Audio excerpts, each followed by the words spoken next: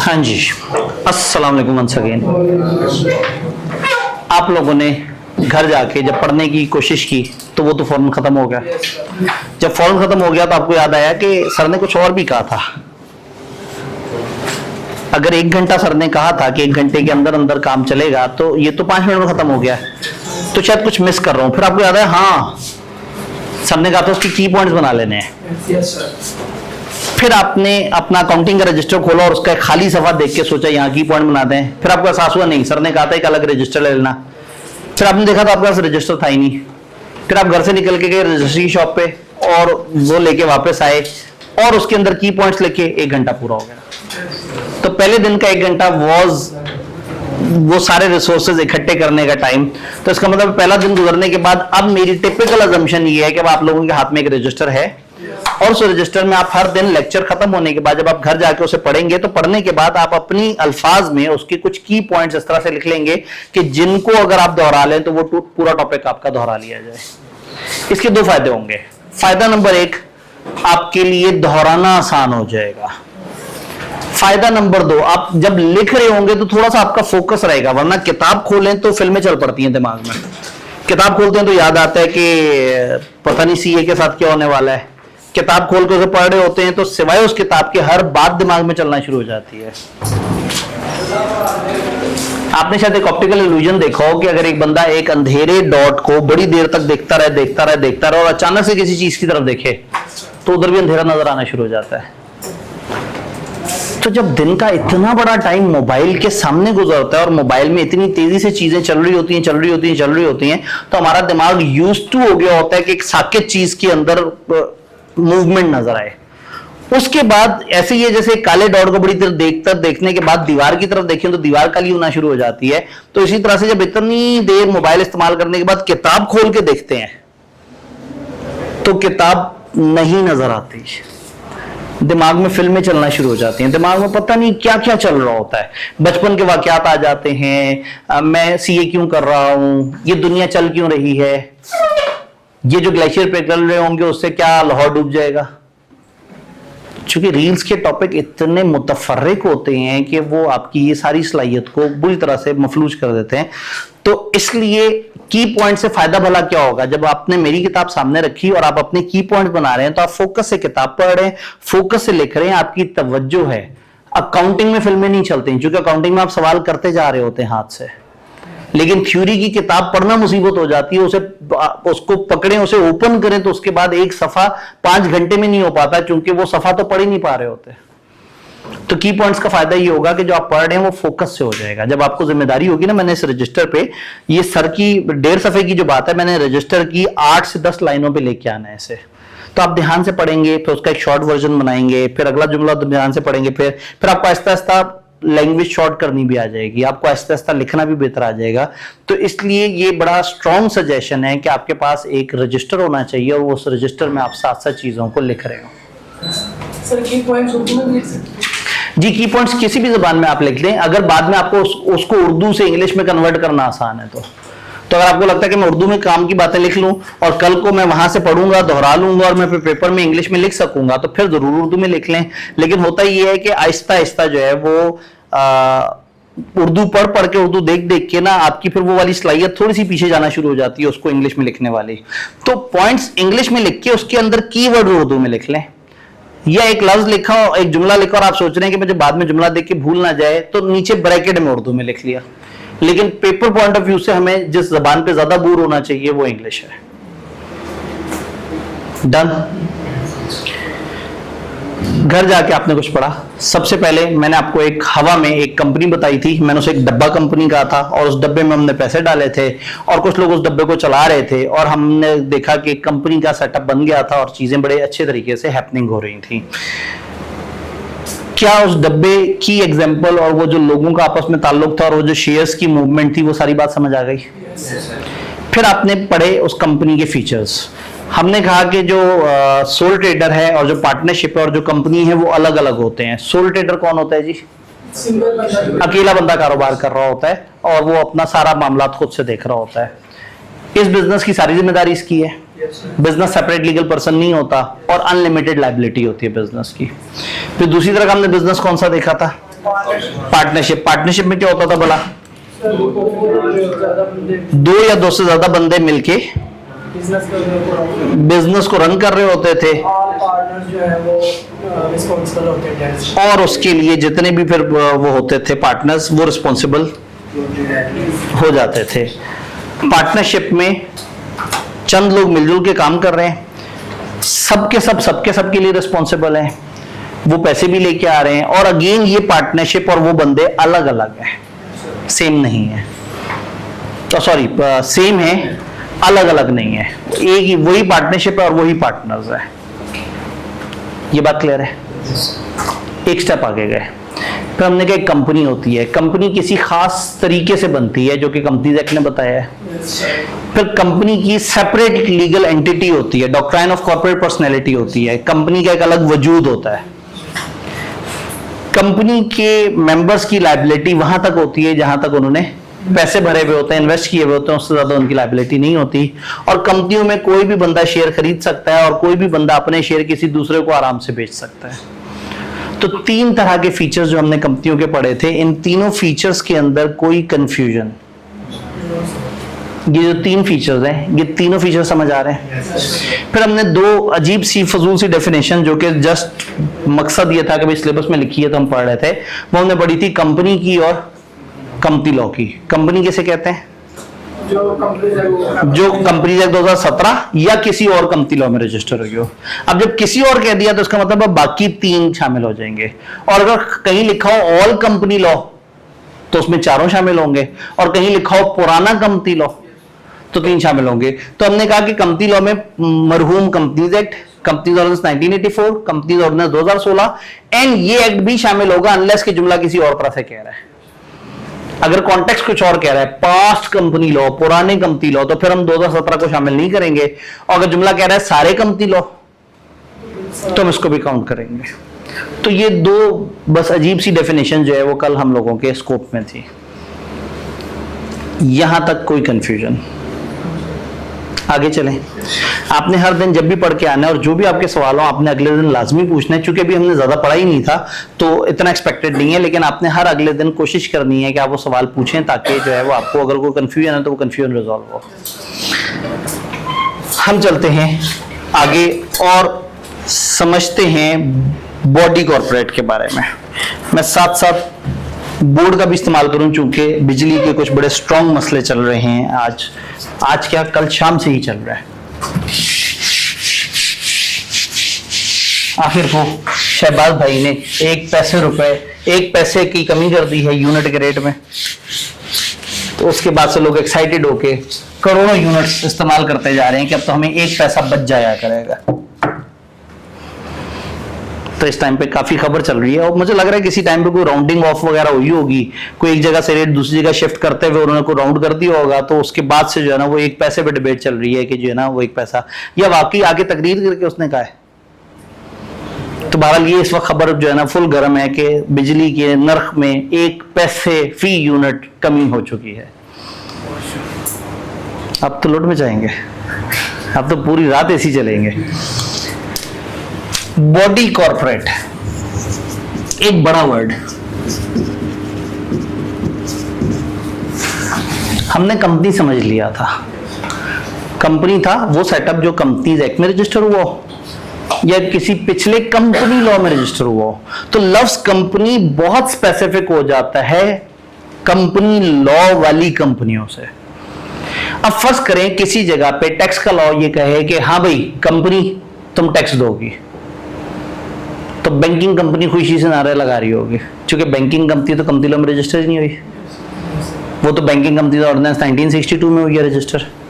तो इंश्योरेंस वाले भी वो कहेंगे हमारा तो ऑर्डिनेंस ही अलग है, मुदारबा का अलग कानून है। तो जब इन्होंने वर्ड कंपनी को डिफाइन कर दिया कि पूरे लॉ में जब कंपनी लिखा नजर आए इसका मतलब होगा प्योर कंपनी लॉ वाली कंपनी।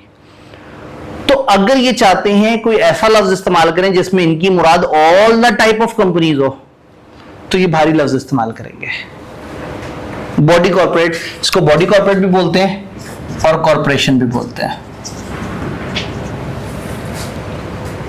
बॉडी कॉर्पोरेट या कॉर्पोरेशन। मैंने आपको बताया था कि शुरू के 1-2 दिन हम जरा स्ट्रक्चर समझते हैं, तो आज हमारा आखिरी बोर्ड लेक्चर होगा। बोर्ड लेक्चर से मुराद ये कि हम जिसमें डेफिनेशंस वगैरह के ऊपर जा रहे होंगे, ये उस तरह की कंपनी, उस तरह की कंपनी, उस तरह की ऑनवर्ड चीजें हमारी काफी अच्छी मजेदार तरीके से लॉजिकल स्टोरी वाइज चलना शुरू हो जाएंगी। बॉडी कॉर्पोरेट या कॉर्पोरेशन। अब बॉडी कॉर्पोरेट में क्या चीजें शामिल आती हैं? कंपनी लॉ वाली कंपनियां तो आ ही जाती हैं, जितनी भी कंपनी लॉ वाली कंपनी है वो भी बॉडी कॉर्पोरेट की डेफिनेशन में काउंट होती हैं। देन एनी अदर लॉ वाली कंपनियां भी इसमें काउंट हो जाएंगी।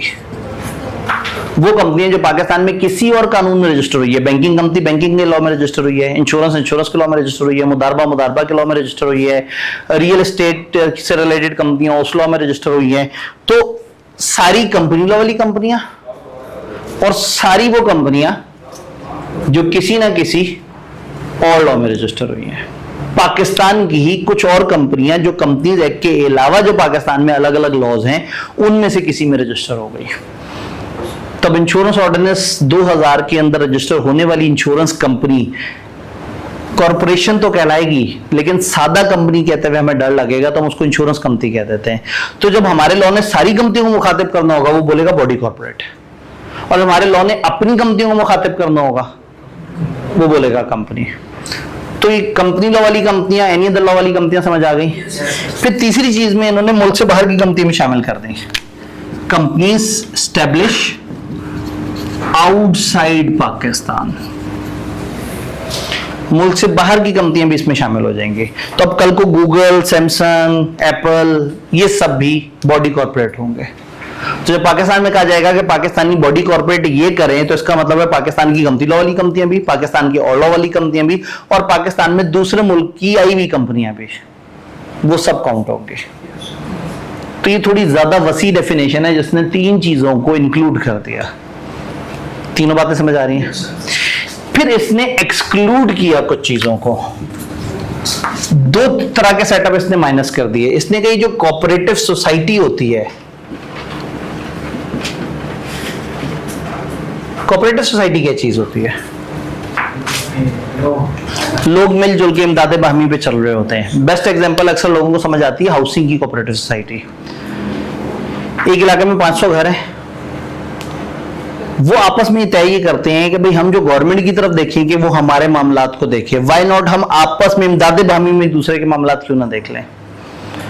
वो ये तय करते हैं कि हर घर 1000 रुपया देगा। तो जब 500 घर 1000 रुपया देंगे तो टोटल कितने पैसे हो जाएंगे? 5 लाख।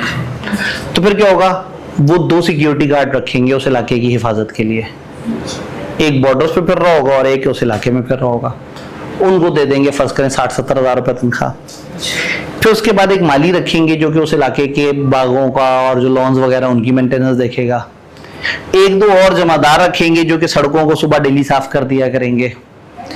फिर वो क्या करेंगे? पैसे जोड़ के कोई टैंकी वगैरह इस तरह की बनाएंगे जिससे इलाके के सारे घरों में पानी पहुंचे। कुछ कचरे वाले घर के सामने से कचरा इकट्ठा करें। तो मजे की बात है कि हर घर ने 1000 रुपया दिया होगा, लेकिन हर घर के सामने की सड़क साफ हो चुकी होगी। उसका कचरा वहां से बाहर से डेली कोई उठा के ले जाता होगा, सिक्योरिटी का निजाम होगा, दरवाजे पे उस सोसाइटी के एंट्रेंस पे कुछ लोग बैठे हुए होंगे, और हर चीज तराश खराश सफाई सुथराई के साथ होगी। आपको सोसाइटी का माहौल बहुत अच्छा लगेगा, जबकि आपने दिया सिर्फ 1000 रुपया। और जब सब लोगों ने 1000 रुपया दिया और उसको इस सोसाइटी ने मिल के इस्तेमाल किया तो वो पूरी सोसाइटी जबरदस्त हो गई। अब सवाल ये कि सोसाइटी कौन चलाए? तो इन्हीं घरों में से इलेक्शन होंगे। कुछ लोग वहां जाके उसके प्रेसिडेंट बनेंगे, कोई वाइस प्रेसिडेंट बनेंगे, कोई इंतजामी मेंबर बनेंगे। ये अक्सर मीटिंग किया करेंगे कि सोसाइटी में ये मसला है, सोसाइटी में अक्सर लोग बगैर इजाजत के आ जाते हैं, चोरियां ज्यादा हो रही हैं, फलाना हो रहा है। तो जब दूर बैठ के आप एक कोऑपरेटिव सोसाइटी को देखते हैं तो बिल्कुल कंपनी की तरह काम करती है। उसी तरह से मेंबर्स होते हैं, उसी तरह से इलेक्शन होते हैं, उसी तरह से ऑफिस होता है, उसी तरह से कार्रवाई हो रही होती है। तो ऐसे में हो सकता है लोग कंफ्यूज होकर कहें कि ये एक कंपनी है। तो लॉ ने कह दिया कि जब आप बॉडी कॉर्पोरेट की बात करेंगे तो आपने एक्सक्लूड कर देना है कोऑपरेटिव सोसाइटीज को, अगर वो अपने किसी और लॉ में रजिस्टर हुई हुई है। तो कोऑपरेटिव सोसाइटी हमारे इस लॉ में शामिल नहीं होगी। तो बॉडी कॉर्पोरेट में 3 चीजें शामिल हैं और 2 चीजें शामिल नहीं है। जो 3 शामिल है वो समझ आ गई। जो 2 नहीं शामिल, कोऑपरेटिव सोसाइटी डन। दूसरा, जिसको गवर्नमेंट नोटिफिकेशन जारी कर देगी।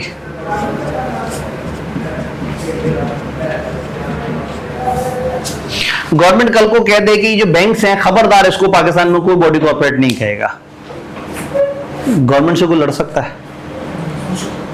गवर्नमेंट कानून है और हम कानून को फॉलो करने वाले हैं, वो कानून के रखवाले हैं।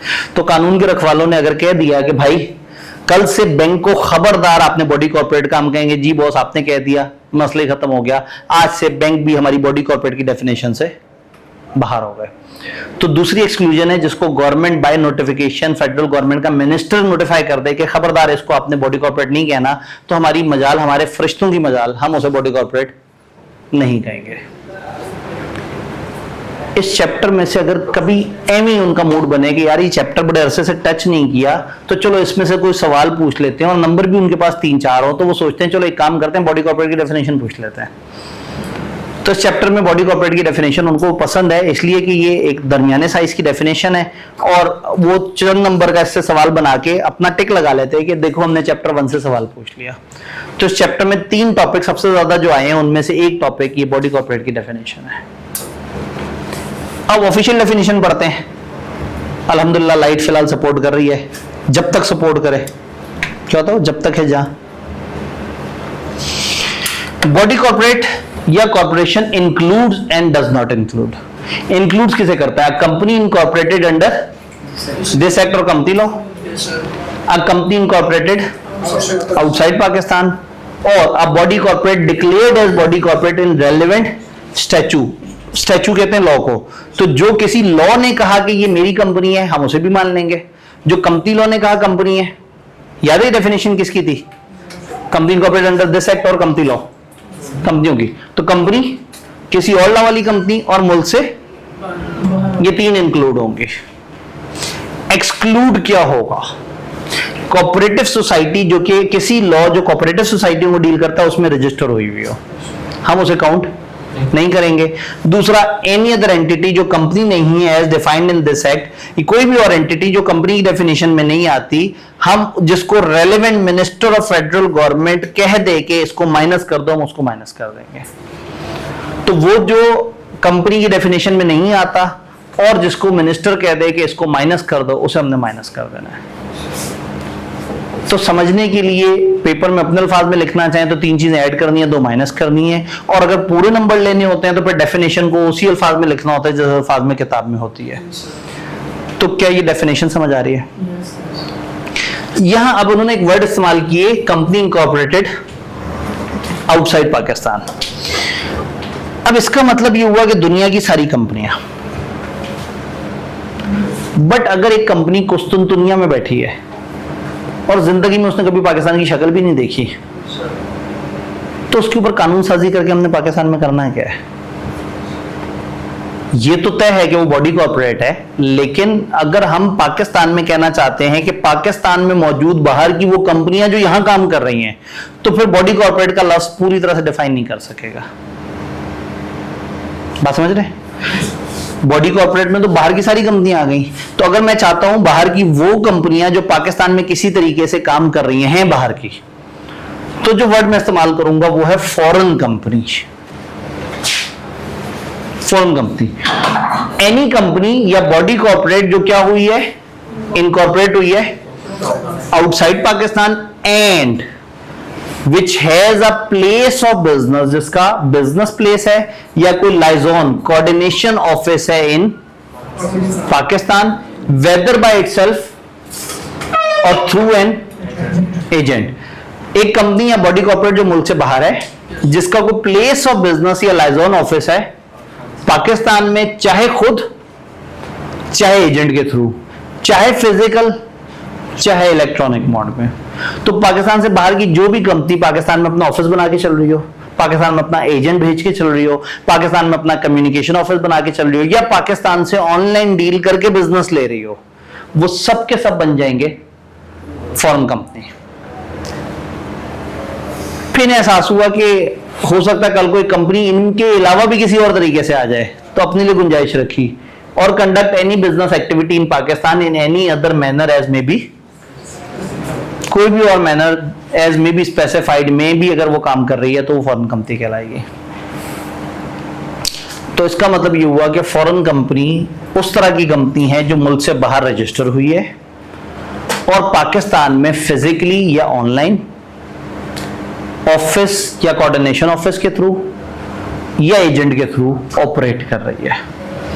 तो अब अगर कि चाइना के अंदर 40 मोबाइल कंपनियों और उनमें से सिर्फ 5 पाकिस्तान में काम कर रही हों तो वो 40 की 40 बॉडी कॉर्पोरेट हैं, लेकिन जो 5 हैं वो बॉडी कॉर्पोरेट की एक स्पेशलाइज्ड फॉर्म है, फॉरेन कंपनी। ये डेफिनेशन हम पता है क्यों पढ़ रहे हैं? पता नहीं, मैं ढूंढ रहा हूं वो वजह जिस वजह से हम ये डेफिनेशन पढ़ रहे हैं, क्योंकि हमारे सिलेबस में दोबारा फॉरेन कंपनी का जिक्र ही नहीं है। या तो होता ना फॉरेन कंपनीज एक्ट ने क्या किया, कुछ चीजें डिफाइन की हैं और आगे उनके पे रूल्स बताए हैं, तो वो सेक्शन हमारे सिलेबस में नहीं है जो फॉरेन कंपनियों को डील करते हैं, लेकिन ये डेफिनेशन हमारे सिलेबस में आई हमने बड़े फखर से डाल दी है फॉरेन कंपनी। तो इसका मतलब इस डेफिनेशन का लॉजिक से ताल्लुक नहीं है, ये रट्टा मारने के लिए दी गई है कि हम कभी तंग करने के लिए इसमें से पूछना चाहें तो हम पूछ लेंगे। तो ये एक थोड़ा सा प्रॉब्लम है कि कुछ चीजें हम बिला वजह पढ़ रहे हैं। तो क्या हमें ये दोनों तरह की डेफिनेशन जो है वो समझ आ रही हैं? पक्की बात है। आज के दिन हमने कंपनियों की डिफरेंट टाइप्स के बारे में सोचा वही है, तो थोड़ा सा और आगे चलते हैं और आज बोर्ड को ज्यादा इस्तेमाल करते हैं। जब से बोर्ड इस्तेमाल करूं लाइट नहीं गई, लेकिन जैसे ही मैं वहां होऊंगा लाइट चली जाएगी। कल रात अच्छे खासे शाम में मसले चल रहे थे और पिछले 1-2 दिन से भी रात के वक्त बिजली का बड़ा मसला चल रहा था, हमें मजबूरन अपनी सीए फाइनल की क्लासेस ऑफ करनी पड़ी। जिस टाइम पे ऑफ की उससे लेके रात तक एक दबा भी फ्लक्चुएशन नहीं हुई। तो वो जो है ना नसीब से नहीं लड़ सकते। जब किस्मत खराब चल रही हो तो ऊंट पे बैठे बंदे को कुत्ता काट लेता है। तो लेकिन मैं रिस्क नहीं लेना चाह रहा, वहां हम बातें कर रहे हो। और उसके बाद कंपनियों की टाइप्स, कंपनी की टाइप्स 2 तरह से डिफाइन की जाती है, लायबिलिटी के हिसाब से और पब्लिक की इन्वॉल्वमेंट के हिसाब से। लायबिलिटी के हिसाब से कंपनी कितनी कैटेगरीज में है और पब्लिक की इन्वॉल्वमेंट के हिसाब से कंपनी कितनी कैटेगरीज में। अगर मैं बात करूं कंपनी की लायबिलिटी के हिसाब से, तो 3 मशहूर जमाना किस्में हैं। Company limited by shares, company limited by guarantee और अनलिमिटेड कंपनी।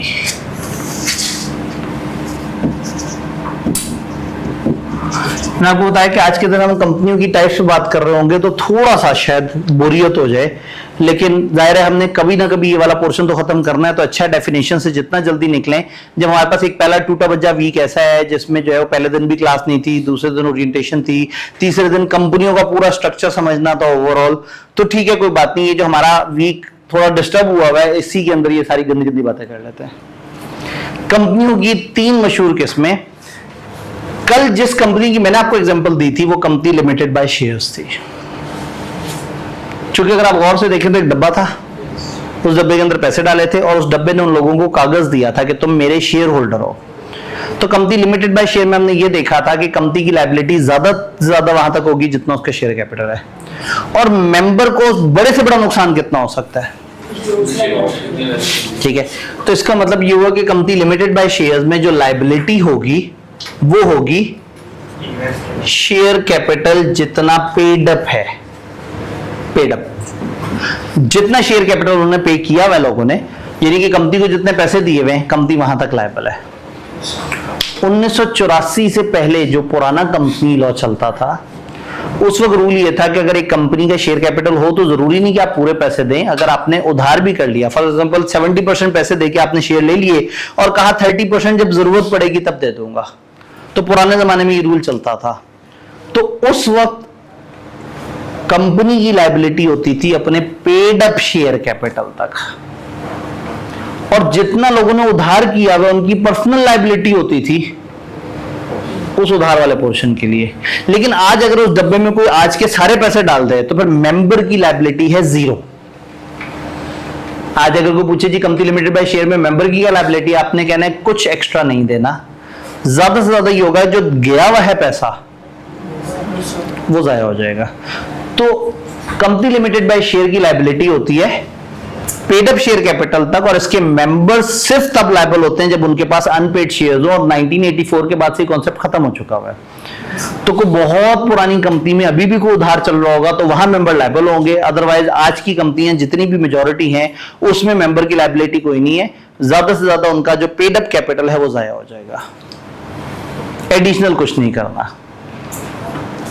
ये बात समझ आ रही है? समटाइम लोग कहते हैं कि यार ये क्या मजाक है कि शेयर्स दें तो ही कंपनी बनती है। कितना मजा है कि हम लोग मिलके कंपनी चलाएं और पहले दिन हम उसमें शेयर्स रखें ही ना। अब जब आप शेयर्स रखेंगे नहीं तो लोग तो आप पे भरोसा ही नहीं करेंगे। लोग ये कंपनी से भी क्यों डील करते हैं कि अगर हमारे साथ कुछ बुरा हो गया तो ये कंपनी हमें पे करेगी। कहां तक पे कर सकती है? जितना उसका पेड अप शेयर कैपिटल है। अब एक कंपनी कहेगी जी हम लोगों ने बिजनेस शुरू करना है लेकिन हमने शेयर कैपिटल का मजाक ही नहीं रखना, तो अगर उन्होंने शेयर कैपिटल रखना ही नहीं है तो फिर अवाम के साथ बुरा हो गया तो अवाम को कैसे कंपनसेशन मिलेगी? ये कहते हैं टेंशन मत लो, हम मेंबर्स एक अमाउंट ऑफ गारंटी तय कर लेंगे,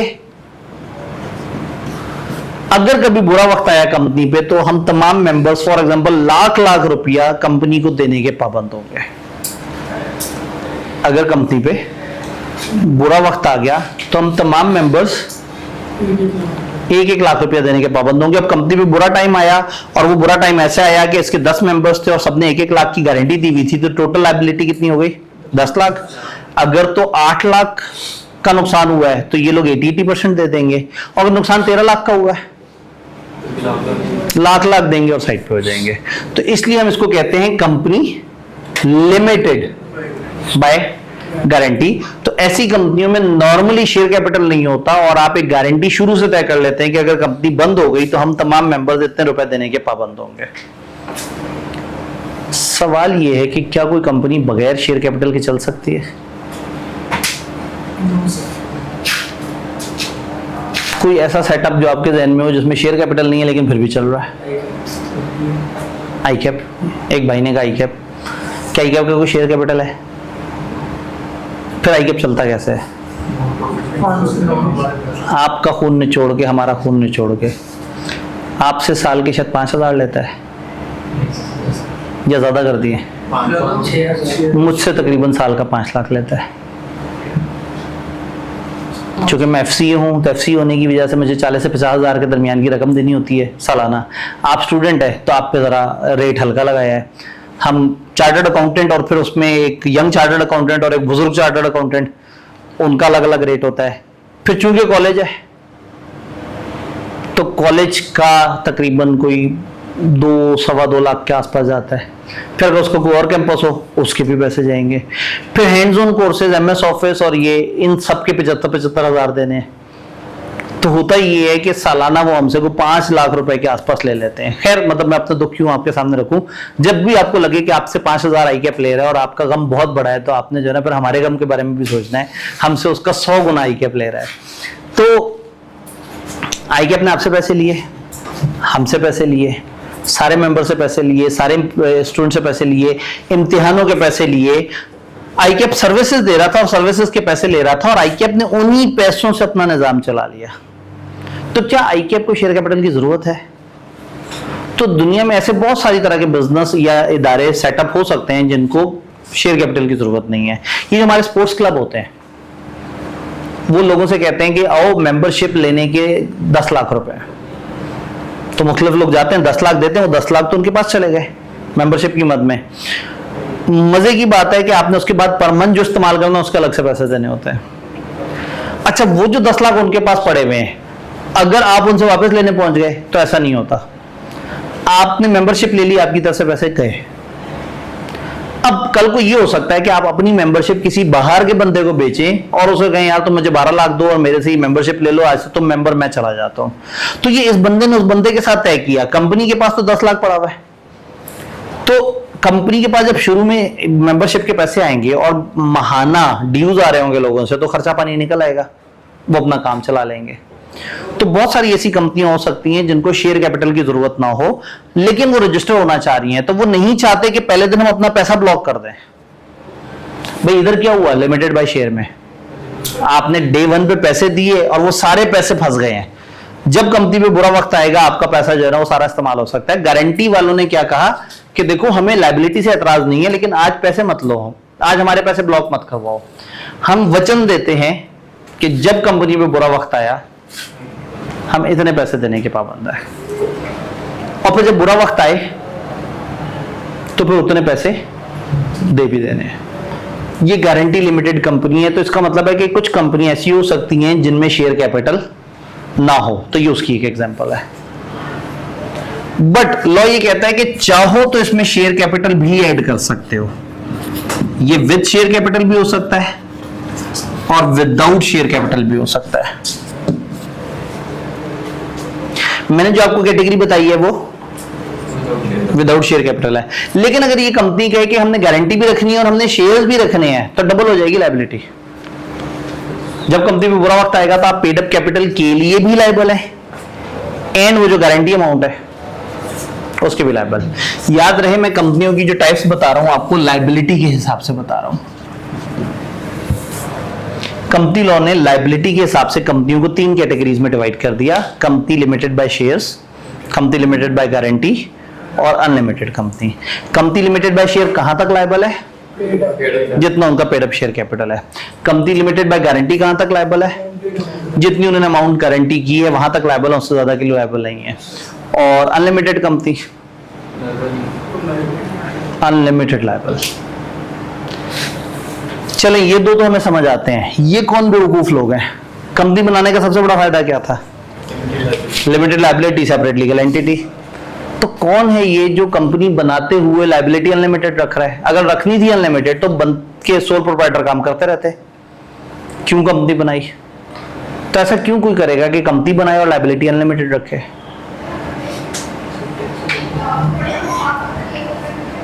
कोई भी समझदार अकलमंद आदमी कंपनी के सारे फायदे उठाएगा ना। कंपनी रजिस्टर भी करवाए और अपने आप को दोबारा फंसा दे अनलिमिटेड लायबिलिटी में, तो टेक्निकली ऐसा कोई नहीं करेगा। तो इस कैटेगरी में लोग रजिस्टर नहीं कराते। तो फिर कैटेगरी क्यों बनाई हुई है? इसलिए बनाई हुई है कि जब गवर्नमेंट ने किसी को डराना हो या फंसाना हो उसको उस कैटेगरी में डाल दें। पाकिस्तान के अंदर एक कंपनी बाहर से आए और वो कहे कि हम पाकिस्तान में एक बिजनेस करेंगे और हमारी एक लिमिटेड लायबिलिटी होगी, और वो बिजनेस क्या हो? वो पाकिस्तान से सोना एक्सट्रैक्ट करते हो। तो अगर वो किसी टाइम पे एक बड़ी अमाउंट में सोना चोरी करके ले जाए, हम उन्हें जाके पकड़े, वो कहे हम बहुत शर्मिंदा, हमने गलत किया, हमारी कंपनी का 12 करोड़ शेयर कैपिटल था, ले लें सारा। तो अगर ये कंपनी एक ट्रक सोना चोरी करके चली जाए, पोस्ट रिजल्ट में नॉर्मली उतना टाइम नहीं होता, प्री रिजल्ट में जब मैं इस तरह की कोई बात करता हूँ ना, एक ट्रक सोना, तो बच्चों की आंखों में नोटू आ जाते हैं। फिर मैं उनसे कैलकुलेशन करवाता हूँ कि एक ट्रक में सोना आता कितना है।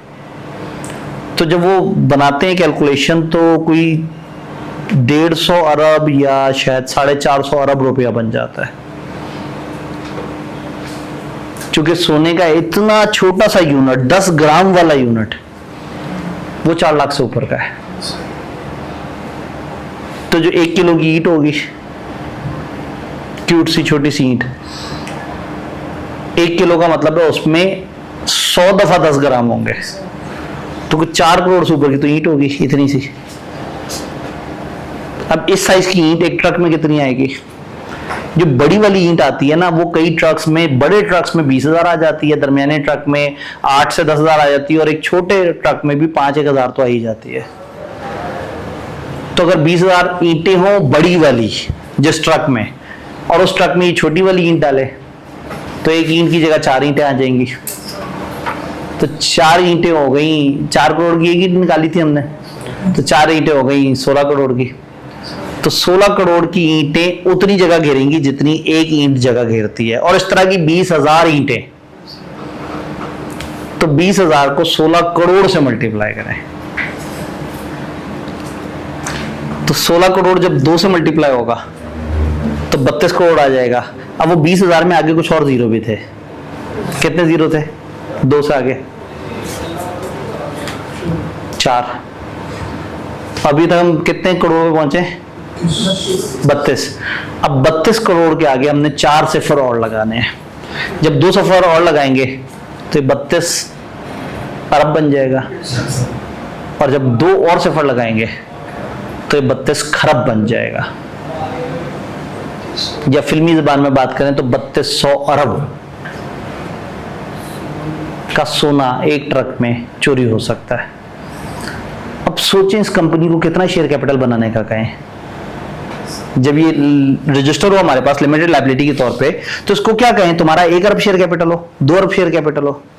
बैंक्स इतने बड़े बिजनेस के बाद जब स्टेट बैंक कहता है ना आपका 9 अरब शेयर कैपिटल होना चाहिए, तो हालत टाइट हो जाती है, मर्जर्स करने पे तुल जाते हैं। तो अगर कोई इतने सेंसिटिव बिजनेस में होगा तो लिमिटेड लायबिलिटी उसे देना तो कौम के साथ जुल्म है। तो ये कैटेगरी इसलिए रखी है कि जब किसी को डराना हो कि नहीं भाई तुम्हें कोई गुंजाइश नहीं, तुम्हें तो मिलेगी अनलिमिटेड लायबिलिटी, उसको फिर अनलिमिटेड कंपनी के तौर पर धकेल देंगे। पूरे पाकिस्तान में आपको 2-3 के से ज्यादा इसकी एग्जांपल ही नहीं मिलेंगे। वो भी स्पेशल केसेस हैं, किसी वजह से गवर्नमेंट ने कब क्यों कहा, किसको किस तरह से किया। तो अनलिमिटेड लायबिलिटी की कंपनी का सेटअप लॉ में एग्जिस्ट करता है, लेकिन ये असल में पाकिस्तान में एग्जिस्ट नहीं करती, और अगर करती है तो शदीद मजबूरी में गवर्नमेंट ने फंसाया होता है कि यहां तो अनलिमिटेड कंपनी। तो पाकिस्तान में अब ये रूल रख दें कि जी सोना जिसने एक्सट्रैक्ट करना है उसने कंपनी रजिस्टर करानी है, और कंपनी शुड बी अनलिमिटेड, ताकि जो कंपनी की बानी है उन्हें परेशानी हो, उन्हें पता हो कि अगर कंपनी डूब गई तो हम जाती लोगों की जेब से पैसे जा रहे होंगे। तो लायबिलिटी के हिसाब से हमने जो कंपनियों की 3 टाइप्स बनाई, वो क्या है, company limited by shares, company limited by guarantee और unlimited company. Company limited by shares में कंपनी की लायबिलिटी है पेड अप शेयर कैपिटल, और मेंबर की लायबिलिटी है अनपेड शेयर अगर कोई है। गारंटी लिमिटेड कंपनी में कंपनी की क्या लायबिलिटी है, ज्यादा से ज्यादा जो उसके एसेट्स हैं वहां तक लायबल होगी, लेकिन अगर वो अपना नहीं अदा कर सके लोन तो फिर कौन आएगा, मेंबर्स, और मेंबर्स कहां तक लायबल होंगे, गारंटी की अमाउंट तक। और अगर इसमें शेयर कैपिटल भी हुआ और गारंटी भी हुई फिर क्या होगा, शेयर कैपिटल के लिए भी लायबल हो जाएंगे, गारंटी के लिए लायबल हो जाएंगे। और तीसरे केस में अनलिमिटेड कंपनी अनलिमिटेड लायबल, अब कंपनी तो बेचारी मर जाएगी फौरन से, जब आप उसके पास जाएंगे उस डब्बे को तोड़ेंगे उसमें सब निकाल लेंगे, तो भी पेट तो नहीं भरा जिनका नुकसान हुआ था, वो फिर मेंबर्स के घरों में जाके और मेंबर से वसूल करेंगे सारे पैसे। तो यहाँ मेंबर की लायबिलिटी अनलिमिटेड है, यहाँ मेंबर की लायबिलिटी गारंटी अमाउंट की है, यहाँ मेंबर की liability guarantee amount plus unpaid की है, और यहाँ मेंबर की लायबिलिटी अनपेड की है। कंपनी की लायबिलिटी शेयर कैपिटल तक है, कंपनी की लायबिलिटी एसेट्स तक है, कंपनी की लायबिलिटी एसेट्स तक है। जी विदाउट शेयर कैपिटल वो सिर्फ गारंटीड अमाउंट, जी विदाउट शेयर कैपिटल सिर्फ गारंटी अमाउंट तक लायबल। मेंबर्स जो कंपनी है वो जितने उसके असास होंगे वहां तक लायबल। कंपनी तो पहले तो वो उस डब्बे को तोड़ा फोड़ा जाएगा ना, जो उसमें है वो तो निकाल लिया जाएगा। उसके बाद जब मेंबर्स की बारी आएगी तो सवाल है कि वो कहां तक लायबल है, यहां सिर्फ अनपेड तक लायबल है, अगर पेड अप है तो मजीद लायबल नहीं, यहां पैसा वापस नहीं आएगा। यहां अनपेड प्लस गारंटी, यहां खाली गारंटी, और वहां अनलिमिटेड। तो जो हमारे पास डेफिनेशन है वो मेंबर्स के कॉन्टेक्स्ट में है, यानी कि जो हम 3 तरह की कंपनियों की जब डेफिनेशन देखते हैं तो कंपनी लिमिटेड बाय शेयर को वो कैसे बताते हैं, liability of its members is limited by memorandum. Memorandum एक डॉक्यूमेंट होता है जिसके तहत कंपनी बनती है, अगले चैप्टर में हम इसको डिटेल से देखेंगे। इसके मेंबर की लायबिलिटी लिमिटेड है कागजों के मुताबिक to the extent of amount if any remaining unpaid on shares respectively held by them. जितनी भी शेयर्स उन्होंने लिए थे अगर उनमें से कुछ अनपेड है तो इनकी लायबिलिटी वहां तक है। Company limited by guarantee, liability of owner is limited to the amount member guarantee to contribute in the event that company goes in liquidation. अगर कंपनी भी बुरा वक्त आ जाए, कंपनी बंद होने जा रही हो, तो जो अमाउंट मेंबर ने गारंटी दी है कि वो हम इतने ऐड करेंगे वो वहां तक लायबल है। कंपनी में और may not have share capital, company में शेयर कैपिटल हो भी सकता है और नहीं भी। अगर कंपनी में शेयर कैपिटल हुआ तो liability shall also include amount unpaid on, ये जुमला समझ आ रहा है। और तीसरा, this has all advantage of normal company except liability of its member is not limited. इसके मेंबर्स की लायबिलिटी अनलिमिटेड हो जाती है। तो ये तीनों डेफिनेशन हमने मेंबर्स की लायबिलिटी के कॉन्टेक्स्ट में देखे कि इन तीनों तरह की कंपनियों में मेंबर्स के ऊपर क्या जिम्मेदारी आती है। क्या लाइबिलिटी के हिसाब से जो 3 कैटेगरीज हमने बनाई हैं वो समझ आ रही हैं? कोई कंफ्यूजन? सर अगर फुली पेड शेयर अब अलाउ है ठीक है तो सर ये अनपेड अमाउंट वाला जी, अगर फुली पेड शेयर अभी अलाउड हैं तो हम अनपेड का क्यों जिक्र कर रहे हैं? इसलिए कि हम एक डेफिनेशन पढ़ चुके हैं। कंपनी उसे कहते हैं जो 2017, 2016, 1984 या रिपील कंपनीज एक्ट में पैदा हुई हो। तो ऐसे में रिपील कंपनीज एक्ट में अगर कोई ऐसी कंपनी थी और उस वक्त वाजिब नहीं था फुली पेड शेयर, तो अगर आज उसका पेड अप कैपिटल पूरा ना हो और उसका पार्टली पेड अप कैपिटल हो तो वो कम से कम कवर हो जाएगी। तो डेफिनेशन देते हुए हमने तो सारी कंपनियों को ध्यान में रखना है। असूलन ये खत्म हो जाना चाहिए। 1984 से ऑनवर्ड जो कंपनियां रजिस्टर हुई हैं उनके लिए वाजिब है कि आप रजिस्टर ही तब होंगे जब वो फुली पेड कैपिटल होगा। तो इसलिए लॉ ने थोड़ा सा मार्जिन रखा हुआ है वो पुराने जमाने की उन कंपनियों के लिए। जी, सारी चीजें क्लियर है? अब दूसरी कैटेगरी के डिफरेंसेस की तरफ जाते हैं। Liability as per public involvement. ये कंपनी की जो वो थी कैटेगरीज वो लायबिलिटी के हिसाब से थी। अब कैटेगरीज हमने बतानी है पब्लिक इन्वॉल्वमेंट के हिसाब से। मशहूर जमाना केस में आपने टैक्स में भी पढ़ी हुई होती है।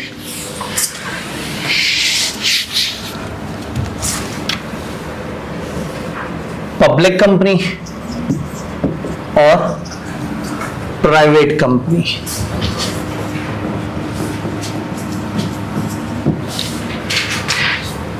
ये इन्वॉल्वमेंट ऑफ पब्लिक के हिसाब से। पीछे हमने जो कैटेगरीज पढ़ी थी वो किस हिसाब से थी? लायबिलिटी के हिसाब से। तो ये 2 ही मेन कैटेगरीज होती हैं। जब आपकी कंपनी बनती है तो आपने बताना होता है कि हम लायबिलिटी के हिसाब से उन 3 में से कौन है और हम पब्लिक इन्वॉल्वमेंट के हिसाब से इन 2 में से कौन है। तो ये बेस कैटेगरीज हैं।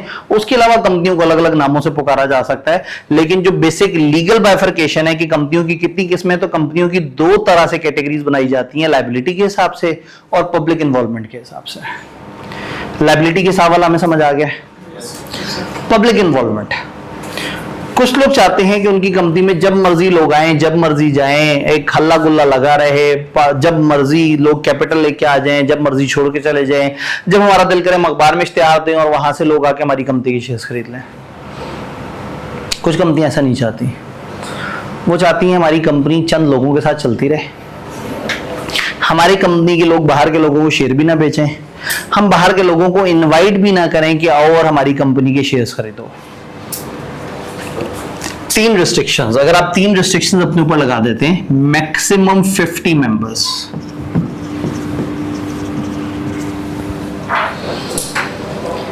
अगर एक कंपनी जब अपने आप को रजिस्टर करा रही होती है तो अपने आर्टिकल्स में, आर्टिकल्स ऑफ एसोसिएशन AOA, ये डॉक्यूमेंट भी हम अगले चैप्टर में पढ़ेंगे कि ये क्या है, उसमें क्या लिखना होता है।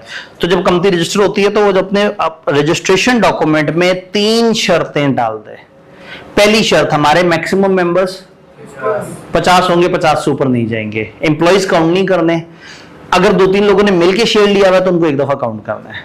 जैसे कि एक बंदे की डेथ के बाद उसके 2-3 बच्चों के पास कंबाइंड शेयर आ गए तो हमने उसको 1% काउंट करना है। पहला वादा, हम 50 से ऊपर नहीं जाएंगे। दूसरा वादा, रिस्ट्रिक्शन होगी शेयर ट्रांसफर पे।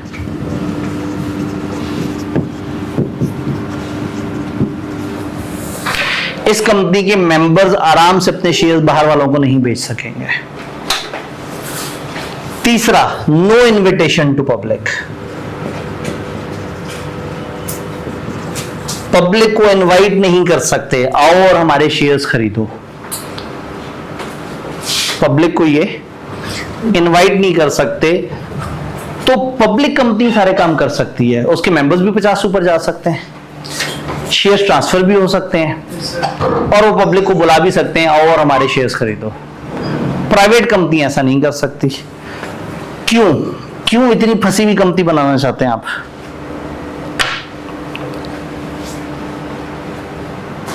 क्या बोला? आप गहरी नजर रखते हैं मामलात पे। चंद लोगों के दरमियान रहे, एक फैमिली की कंपनी है, फैमिली के बीच में रहे, कोई भी पैसों वाला बंदा अचानक से बीच में ना आ जाए। भाई 7 दोस्तों ने अग्नि के सामने एक वचन लिया था, कंपनी बना रहे थे, सामने आग जलाई और जो है वो आग पे हाथ रख के एक शपथ लिया था, ठीक है, कि हम 7 दोस्त जो मिल के एक दूसरे को समझते हैं, जानते हैं, हम कभी ये कंपनी छोड़ के नहीं जाएंगे और ये कंपनी हमेशा हम 7 दोस्तों के अंदर रहेगी। आपस में एक दूसरे से एग्री किया, जीने मरने की कस्में खा ली, और अब ये है कि भाई हम चंद दोस्तों ने मिलकर जो कंपनी बनाई है, ये कंपनी हमेशा हमारी रहे, इसमें गैर बाहर के लोग ना आ जाए। कर लिया तय, सारे बड़े एक्साइटेड हो गए। उसके बाद नेक नियति से काम करते रहे। उन्होंने कहा जो हम मेहनत कर रहे हैं, हम चंद दोस्तों को फायदा हो, खामखा बाहर वालों को फायदा ना हो, तो बस सारे लोग वादा करो कि कोई छोड़ के नहीं जाएगा। उन्होंने कहा कोई नहीं छोड़ के जाएगा।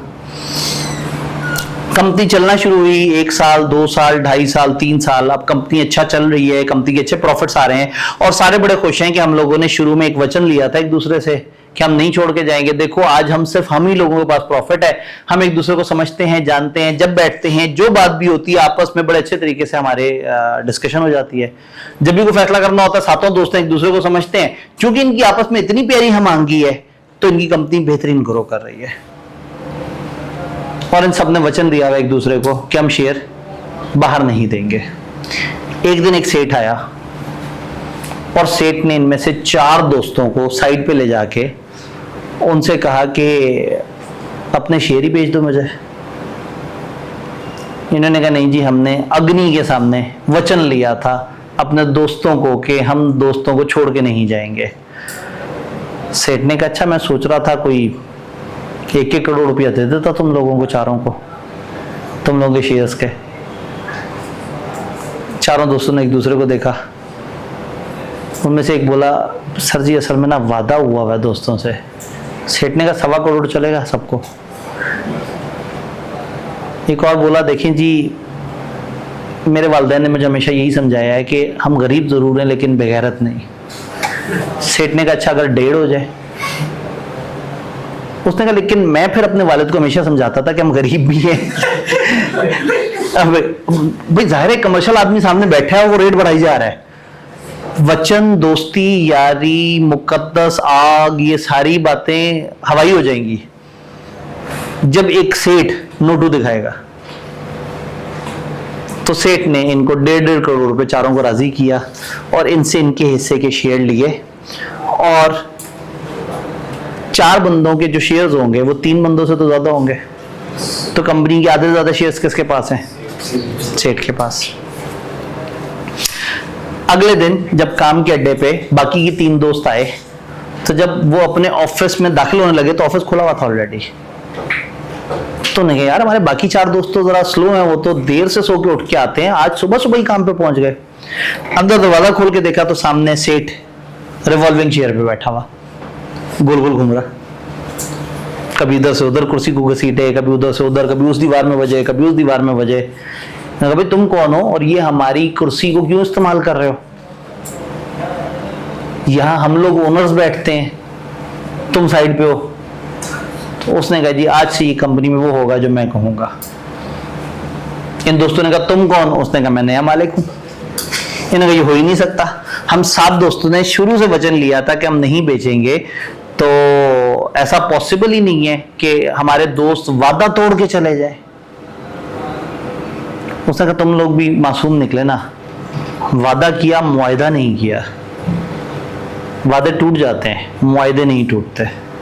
मुआयदा बाइंडिंग होता है, कानूनी होता है, तोड़ते हुए डर लगता है। वचन तो कभी भी टूट जाता है। हम सारी जिंदगी साथ चलेंगे वाला वचन कितनी दफा टूटता है, लेकिन निकाह थोड़ा ज्यादा मजबूत मामला हो जाता है, लिखत पढ़त हो जाती है, इतने गवाह मौजूद होते हैं, तो वो इतने आराम से नहीं खत्म होता जितने आराम से ये इस तरह के हवाई वादे खत्म हो जाते हैं। तो हवाई वादा तो ऐसे ही खत्म होना था। तो वो 3 लोग बैठे रोना शुरू हो गए। उन्होंने कहा हमें समझ नहीं आ रही हमसे क्या गलती हुई। सेठ ने कहा जिस दिन आदि साहब लेक्चर पढ़ा रहे थे ध्यान से सुनना था। उन्होंने कहा था कि एक प्राइवेट कंपनी बना सकते हो तुम। अगर तुम लोगों ने डे 1 पे प्राइवेट कंपनी बनाई होती और उसमें ये शर्तें डाल देते तो आज तुम लोगों को ये दिन ना देखना पड़ता। तो प्यार, मोहब्बत, वचन, ये फैमिली कंपनी है, ये दोस्तों की कंपनी है, सब फजूल बातें हैं। कानूनी प्रोटेक्शन चाहिए, प्राइवेट कंपनी बना लो। तब समझ आया कि क्यों कभी कभी हम चाहते हैं कि हमारी कंपनी बाहर ना निकले। ज्यादातर फैमिली बिजनेसेस में ऐसा होता है, और अक्सर जो दोस्तों ने मिलकर कंपनी बनाई होती है और वो नहीं चाहते हम कंपनी को बहुत बड़े पैमाने पे लेके जाएं और 50-60 हजार शेयर होल्डर हो और एक बोर्ड ऑफ डायरेक्टर बैठा हो और मेंबर्स मीटिंग में 200-250 लोग हाथ खड़े करके वोट कर रहे हो कि क्या करना है। हम चाहते हैं कंपनी की ओनरशिप, बिजनेस कम नहीं करना चाह रहे, ओनरशिप कम रखना चाह रहे हैं। तो अगर आप चाहते हैं कि आप एक ऐसी कंपनी बनाएं जो प्राइवेट कहलाए, प्राइवेट मतलब चंद लोगों के अंदर मौजूद, हमने कहा कंपनी की इन्वॉल्वमेंट ऑफ पब्लिक के हिसाब से 2 कैटेगरीज होती हैं, या प्राइवेट या पब्लिक। प्राइवेट क्या है? वो जिसके मैक्सिमम नंबर ऑफ मेंबर्स 50 तक जाए, इससे ऊपर ना जाए, ये लिख दें शर्त। दूसरी शर्त लिख दें कि हमारे शेयर ट्रांसफर करने पे रिस्ट्रिक्शन है, पाबंदी है। ये पाबंदी हमारे सिलेबस में नहीं है, लेकिन जस्ट फॉर नॉलेज बता दूं कि प्राइवेट कंपनी वाले अगर अपने शेयर बेचना चाहते हैं तो सबको सामने बिठा के सबकी रजामंदी चाहिए होगी, और पहले ये अपने सामने वालों को कहेंगे कि जो उस कंपनी वाले हैं, कि उनसे कहेंगे हमें पैसों की अशद जरूरत है, अगर तुम लोग हमारे शेयर खरीद लो तो बहुत अच्छी बात है। अगर सामने वाले नहीं खरीद सकेंगे और वो सारे एग्री कर जाएंगे तो फिर इसको इजाजत दे देंगे कि ये बाहर के बंदे को शेयर बेच दे। तो इधर शेयर बेचना उतना आसान नहीं है जितना कल मिस्टर सी ने मिस्टर एक्स को 12 बार 20,000 शेयर दे दिए थे। तो प्राइवेट कंपनी में रिस्ट्रिक्शन है, शेयर ट्रांसफर आराम से नहीं होगा। तीसरा, आप पब्लिक को इनवाइट भी नहीं कर सकते। जब आपको ज्यादा पैसे चाहिए होते हैं, आप प्रोस्पेक्टस इशू करते हैं, आप पूरे पाकिस्तान में इश्तिहार देते हैं, आज जो कंपनी है हमारी कंपनी के शेयर फॉर सेल हैं, लोग पैसे देते हैं, आप उन्हें शेयर देते हैं और कंपनी चलाना शुरू कर देते हैं। प्राइवेट कंपनी में ये तीसरी चीज पे भी पाबंदी है। तो जिस कंपनी में ये तीनों की तीनों पाबंदी होंगी वो क्या कहलाएगी? Private company. किताब से अगर इसकी डेफिनेशन को एक दफा देख लें, प्राइवेट कंपनी, ये डेफिनेशन हमने देखनी है। Company can be registered bye at least 2 members. ये कंपनी 2 बंदों से रजिस्टर हो सकती है और ये रिस्ट्रिक्ट करती है 3 चीजें। Maximum number of members to 50। Exception ये है कि अगर कुछ मेंबर्स जॉइंटली शेयर होल्ड कर रहे हैं तो उनको हमने 1 काउंट करना है। Right to transfer the shares by its members. इसके मेंबर्स को शेयर ट्रांसफर करने का जो राइट है हम उसके ऊपर रिस्ट्रिक्शन लगाते हैं। Save as otherwise provided in act. अगर एक्ट में किसी और जगह बता दिया तो उसकी अलग बात, जैसे मैंने आपको बताया कि इसका रूल है, लेकिन फिलहाल हमारे ध्यान में क्या है, इसमें एक राइट टू ट्रांसफर पे रिस्ट्रिक्शन है। और तीसरा, invitation of subscription from general public for इसके शेयर डिबेंचर्स या इस तरह की चीज। तो लोगों को बुला के कि आओ हमारे शेयर डिबेंचर्स, हमारी इस तरह की चीज खरीदो, आप ये काम नहीं कर सकते। तो ये 3 रिस्ट्रिक्शन जो कंपनी डालेगी वो क्या कहलाएगी? Private company. प्राइवेट कंपनी की एक एक्सट्रीम फॉर्म होती है सिंगल मेंबर कंपनी। इसमें क्या होता है, एक बंदा सारी कंपनी बना लेता है। आप एक खास प्राइवेट कंपनी बनाते हैं, और उसके 100% शेयर्स आप ही रख लेते हैं। तो लॉ ने इजाजत दी हुई है कि आप एक ऐसी कंपनी भी बना सकते हैं जिसके 100% शेयर्स आपके पास हो, which consist of a single member, और वही उस कंपनी का डायरेक्टर होता है। अब जो भी उस कंपनी से डील करे उसको फौरन से अलर्ट जारी हो जाना चाहिए कि ये बहुत सारे लोग मिलकर नहीं चला रहे, ये एक बंदे की मलकियत है। तो फिर लॉ ये कहता है कि इन कंपनियों के नाम के साथ आपने एसएमसी प्राइवेट लिखना है, ताकि किसी को कोई कंफ्यूजन ना हो कि ये क्या कंपनी है, इस कंपनी के ओनर ज्यादा तो नहीं। तो इंसानों की इन्वॉल्वमेंट के हिसाब से कंपनियों की 2 कैटेगरीज बन गई, पब्लिक और प्राइवेट। प्राइवेट जिसमें 3 रिस्ट्रिक्शंस हैं। क्या 3 रिस्ट्रिक्शंस हैं? 50 से ज्यादा मेंबर नहीं जाएंगे, ट्रांसफर करने पे रिस्ट्रिक्शन है, पब्लिक को बुलाने पे रिस्ट्रिक्शन है कि आओ और नए शेयर्स ले लो। ये तीनों रिस्ट्रिक्शन जिस कंपनी में है वो कहलाएगी प्राइवेट कंपनी। All clear? तीनों की तीनों रिस्ट्रिक्शन होनी चाहिए। इनमें से एक भी रिस्ट्रिक्शन टूट गई तो आप प्राइवेट नहीं रहेंगे। तुम्हारे पास आ जाती है दूसरी definition, public company. Public company की बहुत क्यूट डेफिनेशन है। A company which is not a private company is public company। जो प्राइवेट नहीं होगी वो पब्लिक। तो उसकी अलग से शर्तें नहीं बताई, प्राइवेट की शर्तें बता दी और कह दिया जो प्राइवेट नहीं है वो पब्लिक है। टैक्स में उलट हुआ था। टैक्स में हमने पब्लिक कंपनी के सामने जुम्मा बाजार देखा था चीजों का कि ये सारी चीजें पब्लिक कंपनी है, और फिर प्राइवेट कंपनी में आके देखा था कि जो ये नहीं है वो। तो यहां हम लोगों ने प्राइवेट कंपनी को एक्सप्लेन किया कंपनी लॉ में, और पब्लिक कंपनी से कह दिया जो कि प्राइवेट नहीं है। इसका मतलब पब्लिक कंपनी एक ऐसी कंपनी है जिसमें जितने मर्जी लोग भी आ सकते हैं, मिलजुल के काम कर सकते हैं, बहुत बड़ा इनका कैपिटल हो सकता है, इसमें हर वक्त आनियां जानियां लोगों की लगी रह सकती हैं, कोई पाबंदी नहीं। इसकी बहुत एडवांस फॉर्म कहलाती है लिस्टेड कंपनी। लिस्टेड क्या होती है? जो स्टॉक एक्सचेंज पे रजिस्टर हुई हो, यानी कि जिसके शेयर्स में स्टॉक एक्सचेंज नामी मार्केट में ट्रेडिंग हो सकती है, वो कहलाएगी लिस्टेड। और जिसकी स्टॉक एक्सचेंज पे रजिस्ट्रेशन नहीं हुई भी, वो अनलिस्टेड। तो पब्लिक कंपनी दो तरह की है, जिसकी सिक्योरिटीज लिस्ट हो स्टॉक एक्सचेंज पे और ट्रेड हो रही हो, वो लिस्टेड कहलाएगी, और जिसकी सिक्योरिटीज लिस्ट ना हुई भी हो स्टॉक एक्सचेंज पे, वो कहलाएगी अनलिस्टेड। तो क्या आप लोगों को लिस्टेड, अनलिस्टेड या अभी तक हम जो बात कर रहे हैं वो सारी समझ आई है? पक्का? घबराए तो नहीं बैठे? फिर सोच लें। आज सवाल कम होने की वजह से, जैसे ही लेक्चर स्टार्ट हुआ तो नॉर्मली शुरू के 15-20 मिनट इसलिए होते हैं कि सवाल जवाब सारी कंफ्यूजन वो हो जाए। टारगेट तो मेरा इतना ही था आज का, लेकिन अगर मजा आ रहा है तो हम और भी पढ़ सकते हैं। ये जमहूरी फैसला होना चाहिए आपका। प्राइवेट कंपनी में रिस्ट्रिक्शन है ट्रांसफर, ठीक है, फिर जो सर 50 मेंबर बनेंगे वो किस तरह? जी, अब प्राइवेट कंपनी पे शेयर ट्रांसफर करने पे रिस्ट्रिक्शन है, तो ये 50 तक हम पहुंचेंगे कैसे?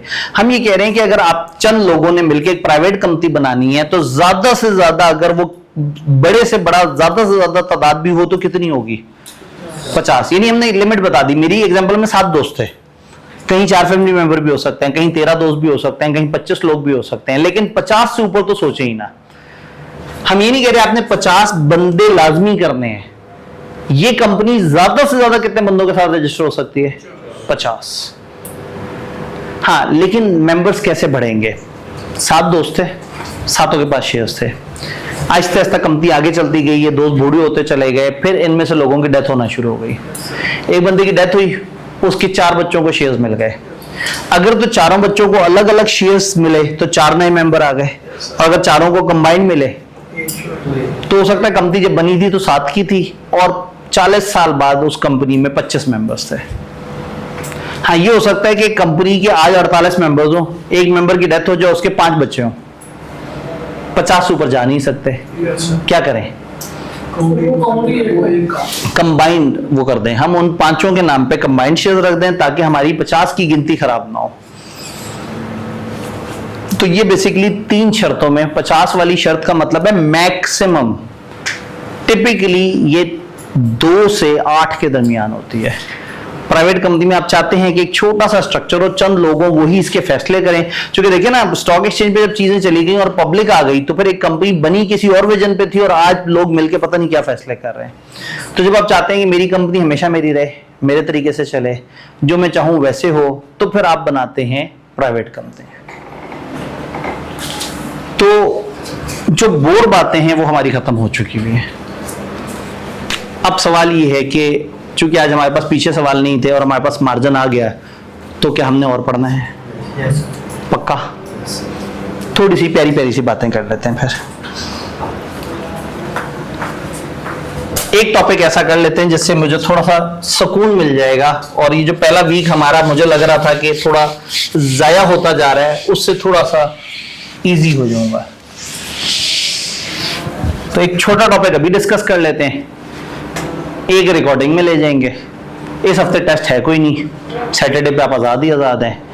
मंडे से फिर हमारी जो कार्रवाई शुरू होगी तो फिर हम उसमें और चीज़ें कवर कर लेंगे। अपने तौर पर टेस्ट देने में इंटरेस्टेड हो तो मुझे टेस्ट लेने में मसला नहीं है। अगर हमने आज जितना पढ़ा है, कल की एक वीडियो आपके पास आ जाए और परसों उस वक्त तक जितना पढ़ा हुआ उसका टेस्ट करना हो तो वो भी किया जा सकता है। पक्का? सारे एक्साइटेड हैं? कहीं ऐसा तो नहीं आपको लग रहा कि मैं आप लोगों को जान के कन्विंस कर रहा हूं, मैं अनड्यू इन्फ्लुएंस करके आप लोगों का माइंड बना रहा हूं? आप अपनी खुशी से टेस्ट देना चाहते हैं? ठीक है, नोट कर लेंगे, अपनी खुशी से टेस्ट देना चाहते हैं तो सैटरडे को वो टेस्ट में वो होगा जो इन्होंने कल फ्राइडे तक पढ़ा होगा। तो फिर टेस्ट के लिए फिर हमें इजाजत होनी चाहिए ना कि हम कोई एक आध टॉपिक और बीच में ऐड कर दें ताकि जो है ना वो कवर हो जाए। ये आप लोग अगर बड़े अरसे से क्लासों में नहीं थे या अगर आप प्री में आप क्लास नहीं ले रहे थे तो आपको एक बात पता है कि इस वक्त गवर्नमेंट ने हमें क्या कहा है जुम्मे को लेके? जुम्मे वाले दिन फिजिकल क्लास करना मना है, गैर शरई है, गैर कानूनी है। फ्राइडे और सैटरडे पे पाबंदी है हमें। अगर वो पाबंदी ना हो तो हफ्ते वाले दिन फिजिकल टेस्ट लेके हम फौरन से सुरखरू हो जाएं। जिस वजह से मैं पहले दिन कहा था कि हमारी मजबूरी है कि हम टेस्ट वर्चुअल कर रहे होंगे। तो आप में से कुछ लोगों ने कहा था कि अगर हम वो वाले टेस्ट को मंडे को भी अगर या हम फिजिकल करना चाहें, तो मैंने कहा था कि हम सैटरडे को ऑनलाइन शेयर कर देंगे और मंडे को आपको फिजिकल ऑप्शन दे देंगे, क्योंकि हम सैटरडे को फिजिकल ऑप्शन नहीं दे सकते। इस वक्त सिवाय एक आध कॉलेज के जो गवर्नमेंट की नहीं सुन रहा और खिला पिला के बैठे हुए हैं और उसके बाद भी छापा पड़ सकता है, वो बंद हो सकते हैं, बाकी तमाम स्कूल, कॉलेजेस, यूनिवर्सिटियां, इन सब लोगों को फ्राइडे और सैटरडे फिजिकली ऑन करने पे पाबंदी है। सर अगर टेस्ट ऑनलाइन दे दी और पीओ में सबमिट करवा दें, ठीक है, ये भी हो सकता है कि आप वो घर बैठे बैठे करें, लेकिन आप सबमिट उसे इलेक्ट्रॉनिकली मत कराएं, आप फिजिकली आके जमा करा दें।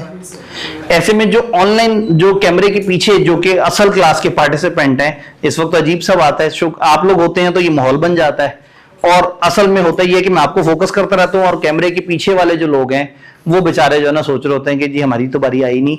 तो ऑनलाइन वाले हजरात के लिए तो ये तो पहले ही ऑनलाइन थे, तो इधर तो हमें कोई परेशानी थी नहीं, ये तो पहले ही घर बैठे बैठे तैयार कर रहे थे। तो ऑनलाइन वाले हजरात ऑनलाइन देते रहेंगे, लेकिन ऑनलाइन में भी कोई बंदा लाहौर में आसपास है, हो सकता है पास के हॉस्टल में बैठ के सोच रहा हूँ कि कॉलेज जाने में तो टाइम वेस्ट होता है, मैं घर हॉस्टल बैठे बैठे एक्टिविटी कर लूँ। तो अगर आप टेस्ट फिजिकली मंडे को जमा कराना चाहें तो वो करवाया जा सकता है।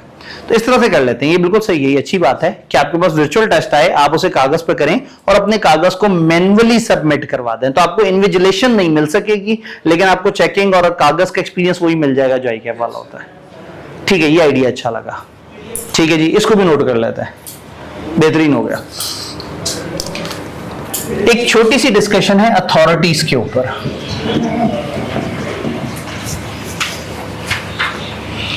अथॉरिटीज, कंपनी लॉ में हमें कौन कौन से सेटअप रेगुलेट करते हैं। जिस तरह से आप टैक्स पढ़ते हैं ना, तो टैक्स में आप कहते हैं कि FBR होगा, कुछ कमिश्नर्स होंगे, कुछ इस तरह का निजाम होगा।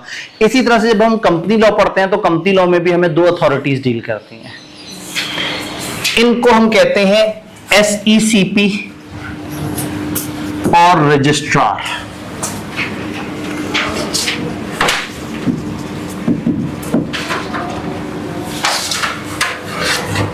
SECP और रजिस्ट्रार। SECP मतलब securities and exchange commission of Pakistan. आप पेपर में पूरा नाम लिखना चाहें लिख सकते हैं, आप SECP लिखना चाहें लिख सकते हैं, आप कमीशन लिखना चाहें बड़े C के साथ तो भी लिख सकते हैं। तो इसको कमीशन भी लिख सकते हैं, SECP भी लिख सकते हैं और securities and exchange commission of Pakistan भी लिख सकते हैं। तो ये वो अथॉरिटी है जो हमारे सर पे मौजूद है। लॉ ने इसको काफी पावर्स दी हैं। कंपनी लॉ से हवाले से कानून बनाना, कानून में अमेंडमेंट्स करना, कंपनियों को रेगुलेट करना, कंपनियों को बताना कि आप क्या करेंगे, ये सारी पावर्स SECP के पास है। SECP का हेड ऑफिस इस्लामाबाद में और इसके जोनल ऑफिस 8 बड़े शहरों में। उन शहरों को याद करने का तरीका ये है कि हम कहते हैं कि एक तो पाकिस्तान का कैपिटल इस्लामाबाद, वहां एक जोनल ऑफिस है। 4 सूबों के कैपिटल हैं, लाहौर, कराची, पेशावर, कोयटा। 4 सूबाई दारुल हुकूमत हो गए, एक पाकिस्तान का दारुल हुकूमत हो गया। उसके अलावा 3 शहर हैं, मुल्तान, फैसलाबाद और सक्खर। ये 8 शहर हैं।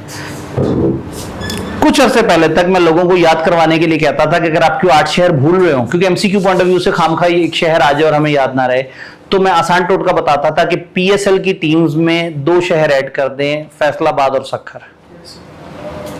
लेकिन फिर उसके बाद क्या हुआ कि PSL में कुछ और टीम्स भी हो गई। अब इस वक्त PSL की टीम्स कौन कौन सी हैं? 8 कौन कौन सी? इस्लामाबाद, पेशावर। अच्छा, जिसमें SECP का ऑफिस है हम उसको साइड पे करते रहते हैं। इस्लामाबाद है उसमें ऑफिस, पेशावर है, कोयटा में भी है, कराची में भी है, लाहौर में भी है, मुल्तान में भी है। अब हैदराबाद में नहीं है और रावलपिंडी में भी नहीं है, फैसलाबाद अभी भी नहीं ऐड हुआ। तो अब ये मुश्किल हो गई है। अब इसके साथ लिंक करेंगे तो आउट हो जाएगा। तो आसान बात क्या है, पाकिस्तान का कैपिटल, 4 सूबों का कैपिटल और 3 बड़े शहर, मुल्तान, फैसलाबाद और सक्खर। इन 8 जगह पे एससीसीपी के जोनल ऑफिस हैं। और एससीसीपी क्या करता है?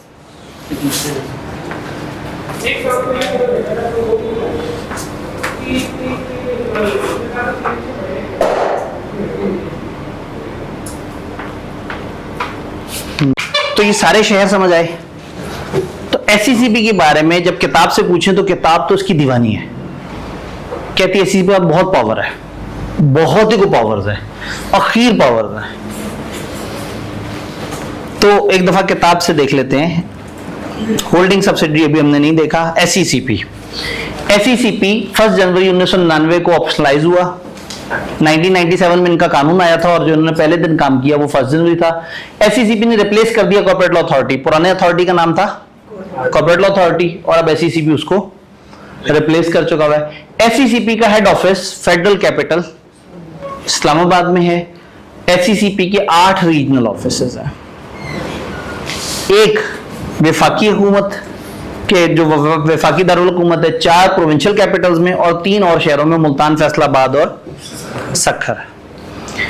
एससीसीपी को बहुत सारी पावर दी गई हैं कंपनीज एक्ट में। Law has vested very powers to SECP. SECP को बहुत सारी पावर्स दी गई हैं। लॉ ने एससीसीपी को बहुत सारी पावर्स दी हैं। In addition to companies act, SECP is also empowered by SECP act कि वो मुख्तलिफ काम कर सकता है। तो 3 जुमले एससीसीपी के इख्तियारात बताने पे। तो एससीसीपी की क्या पावर्स हैं? बहुत सारी पावर्स। कौन सी कंपनियों को रेगुलेट करता है? 5 तरह की कंपनियां एससीसीपी के अंडर आती हैं। कंपनी लॉ वाली कंपनियां, इंश्योरेंस की कंपनियां, बैंकिंग की कंपनियां, मुदारबा और नॉन बैंकिंग फाइनेंस कंपनी। तो कंपनी लॉ वाली कंपनी और ये 4 कहलाते हैं फाइनेंशियल सेक्टर। इंश्योरेंस, बैंकिंग, मुदारबा और नॉन बैंकिंग फाइनेंस कंपनियां। ये कंपनियां होती हैं, बैंक नहीं होते, लेकिन ये फाइनेंस का काम कर रहे होते हैं। तो हम अथॉरिटीज को समझने की कोशिश कर रहे थे। तो हमारे पास ये चंद अथॉरिटीज हैं जो कि पाकिस्तान में मुख्तलिफ चीज़ों को देख रही होती हैं। जिस तरह से पीसीबी पाकिस्तान में क्रिकेट के अफेयर्स को देखती है, एफबीआर पाकिस्तान में टैक्स के अफेयर्स को देखता है, इसी तरह से आपका जो वो है चैम्बर ऑफ कॉमर्स या इस तरह के सेटअप जो है वो बिजनेस की एक्टिविटीज़ को देखते हैं। लॉ से रिलेटेड अथॉरिटीज़ हैं, मुख्तलिफ और फंक्शन से रिलेटेड अथॉरिटी हैं। इसी तरह से हमारी कंपनी लॉ को देखने वाली जो अथॉरिटी है उसका नाम क्या है? Securities and exchange commission of Pakistan, यानी SECP। इंश्योरेंस कंपनी कहानी काफी लंबी चौड़ी सी है, इस वक्त तो हम उसकी डेप्थ में नहीं जा सकेंगे। जल्दी से मैं बता देता हूं। ये लोगों से पैसे लेते हैं और उस पैसे के अगेंस्ट उन्हें तहफ्फुज़ प्रोवाइड करते हैं। फॉर एग्जाम्पल, एक प्लाजा और प्लाजा में 100 दुकानदार हैं। ये हर दुकानदार को जाके कहेंगे कि देखो अगर आपकी दुकान जल गई तो कितना नुकसान होगा। दुकानदार कहेगा वाकई बात तो सही है। तो ये दुकानदार से कहेंगे एक काम करो, तुम महीने का मुझे 5000 देते रहो। अगर कभी तुम्हारी दुकान जल गई तो मैं 2.5 लाख रुपए तक तुम्हें कंपनसेट कर दूंगा। महीने का कितना देना है? 5000। एक काम करते हैं, तादाद कम कर लेते हैं, महीने का 1000 देना है। तो इंश्योरेंस कंपनी ने पाकिस्तान में 100 दुकानदारों को कहा कि तुम लोग मुझे महीने का 1000 दो और तुम में से जिसकी दुकान भी अगर जल गई मैं उसको 2.5 लाख रुपए दे दूंगा। तो ये 100 दुकानों से जब 1000 रुपए महीने का लेगा तो एक महीने में कितना आ जाएगा इनके पास? 1 लाख। क्या पाकिस्तान के हर महीने दुकानें जलती हैं? नहीं।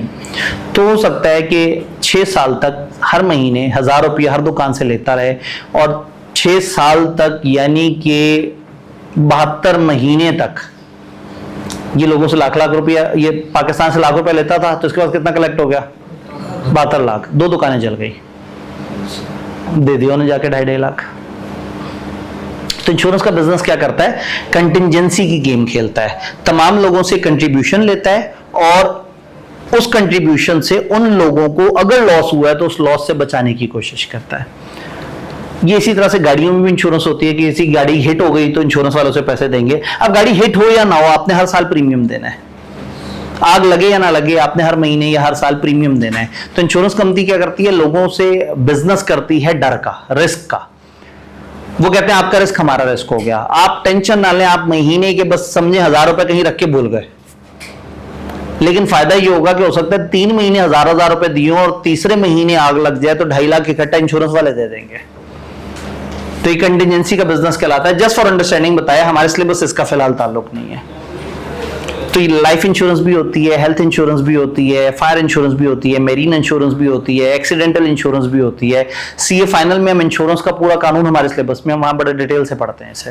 फिलहाल for the purpose of class ये कंटिजेंसी को कहते हैं कि अगर किसी के साथ कुछ बुरा हो जाए तो एक कंपनी उसको कंपनसेट करे। और क्यों कर रही है? क्योंकि आप हर महीने या हर साल उसको पैसे देते रहे थे इस कॉन्ट्रैक्ट में कि मेरे साथ कुछ बुरा हो गया तो तुमने मेरी मदद करनी है।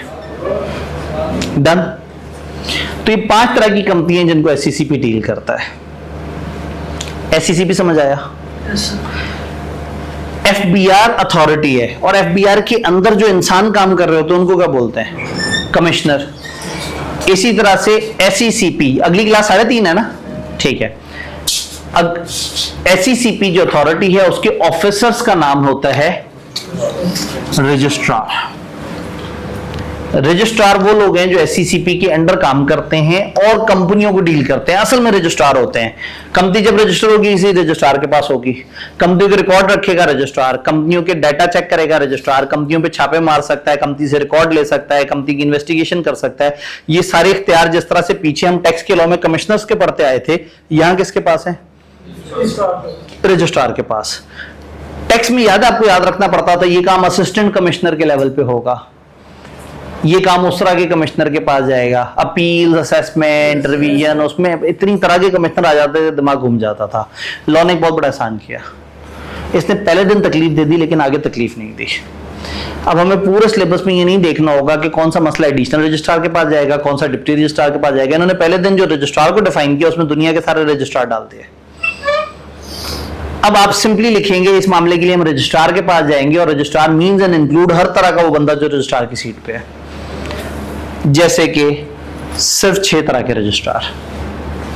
Registrar means a registrar, an additional registrar, an additional joint registrar, a joint registrar, a deputy registrar, an assistant registrar. थक गए, सांस लिया और कहा सच अदर ऑफिसर जो ऐसी हरकतें करते पाए जाएं। तो ये 6 तो हैं ही हैं, उसके अलावा भी कुछ और लोग रजिस्ट्रार की डेफिनेशन पे आ सकते हैं। और अनफॉर्चुनेटली चूंकि लॉ में क्रैमिंग एक्सपेक्टेड होती है इस पोर्शन में, तो अगर वो रजिस्ट्रार की डेफिनेशन पूछ लें तो उन्होंने कुछ गलत नहीं किया। तो इस डेफिनेशन को याद रखने के लिए थोड़ा सा मैं टोटका बताता हूं कि रजिस्ट्रार तो मेन रजिस्ट्रार हो गया, उसके बाद आपने इजाफी देखने हैं। एडिशनल रजिस्ट्रार, जंप मार के यहां आना है, joint registrar, additional registrar, joint registrar, ये 2 इजाफी हैं। फिर इन दोनों को जोड़ दिया, एडिशनल। फिर नीचे के रैंक पे आए, जो नीचे का रजिस्ट्रार होता है या वो डिप्टी है या वो असिस्टेंट है। तो registrar, additional registrar, joint registrar, additional joint registrar, deputy registrar, assistant registrar. तो मैं अचानक से एक सोशल एक्सपेरिमेंट कर लेता हूं। कौन से 6? पहला मैं बताता हूं, registrar, additional registrar, joint registrar, deputy. चलें 6 बताएं। Registrar, additional, additional joint, joint registrar, deputy, assistant registrar and such other person जो ये काम करते नजर आ रहे हैं। 6 बता दें। Additional registrar, joint registrar, additional joint, deputy और असिस्टेंट। छा गए आप लोग। क्या बोला? Registrar, joint registrar, national registrar, additional joint registrar, deputy और असिस्टेंट रजिस्ट्रार। तो अगर रट्टा भी अगर लॉजिक से मारा जाए ना तो वो भी लग जाता होता है, और अगर अन्य वाला लगा रहे हो तो फिर जो है ना वो इस तरह से, जैसे वो नहीं होता एफएससी तक के एक्सपेरिमेंट्स होते हैं, उसकी इंग्लिश भी लिखनी होती है। अब बच्चा अगर बार बार यही रट्टा लगाता रहे कि put the liquid in the jar, put the liquid in the jar, put the liquid in the jar, तो भाई ठीक है उसने पुट कर दिया, उसने डाल दिया, जो है ना अब मसला खत्म करो। तो वो अगर लॉजिक समझ आए कि हाँ भाई ये 3 स्टेप है, पहले लिक्विड जार में डाला जाएगा, फिर जार से फलाना जगह जाएगा, उसके साथ ये होगा। तो इसी तरह से हमने जब लॉजिक देखी तो हमें याद हो गया। करेगा क्या? कंपनी की रजिस्ट्रेशन करेगा, डिफरेंट डॉक्यूमेंट्स लोगों से वसूल करेगा, कंपनी के जो डॉक्यूमेंट्स हैं उनका ट्रैक करेगा कि कौन सा डॉक्यूमेंट आ गया, कौन सा नहीं आया। कंपनियों की जितनी खतो किताबत होगी वो मिस्टर रजिस्ट्रार के साथ होगी। मॉर्गेजेस चार्जेस का रिकॉर्ड रखेगा, मैं यहां होल्ड कर रहा हूं, ये हमने चैप्टर 6 में जाके डिटेल से पढ़ना है इंशाल्लाह। Can call the officer of company for information, company के ऑफिसर से इंफॉर्मेशन मांग सकता है। Empowered to inspect the books and record, company की बुक्स और रिकॉर्ड्स चेक करना इसके इख्तियार में है, और कंपनी की बुक्स या रिकॉर्ड अगर जरूरत समझे तो ये सीज भी कर सकता है। तो इनको भी याद करने की जरूरत नहीं है, क्योंकि हमारे पूरे सिलेबस में इतने सारी दफा आप रजिस्ट्रार को देखेंगे कि फिर आप जब से पूछा जाएगा कि बताओ क्या करता है, तो 15 लाइनें तो आप लिख सकते हैं।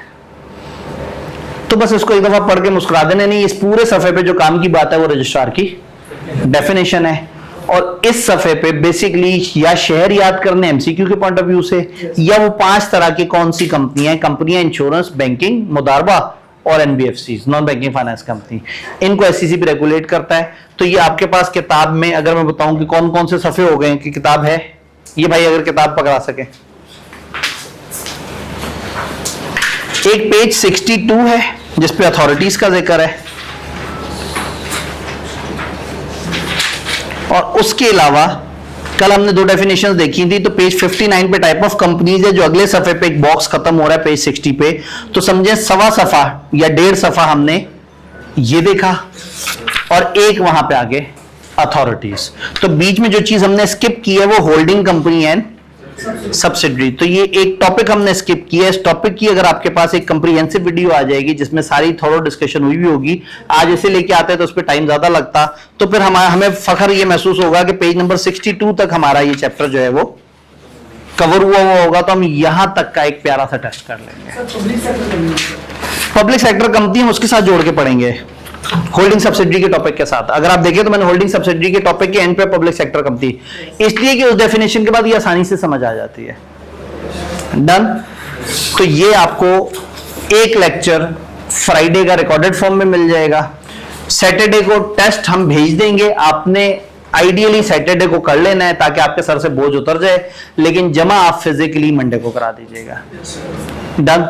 और जो ऑनलाइन वाले हजरात हैं वो तो ऑनलाइन जमा कराएंगे, लेकिन अगर आप में से कोई लाहौर से और वो मंडे को फिजिकली सबमिट करवाना चाहे तो उसके पास भी ऑप्शन है। तो ठीक है जी, पढ़ाई स्टार्ट हो गई, मिलते हैं। सारी बोरिंग